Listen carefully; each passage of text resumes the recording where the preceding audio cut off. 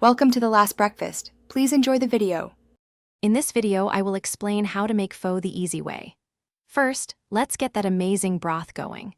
You'll want to use good beef bones like knuckle or marrow for the best flavor.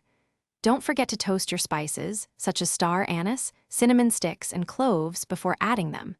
Simmer everything for at least 3 hours or even longer to develop a truly rich and aromatic base for your pho. Next, let's talk about the noodles and meat. For the noodles, fresh flat rice noodles are ideal, but dried ones work perfectly too. Just follow the package instructions.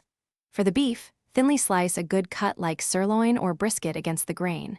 You can also add other proteins, such as beef meatballs or even chicken, to customize your bowl. Ensure your meat is sliced very thin for quick cooking in the hot broth.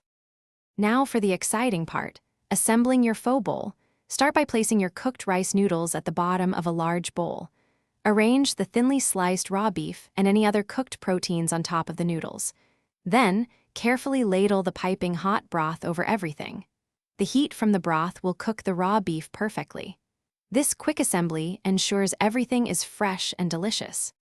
Finally, the garnishes are key to a perfect pho experience. Provide a generous plate of fresh herbs, including cilantro, Thai basil, and mint. Don't forget bean sprouts, sliced jalapenos, and lime wedges for a bright, fresh kick. For those who like a little extra, offer hoisin sauce and sriracha. Mix and match to create your ideal flavor profile and enjoy your delicious homemade pho.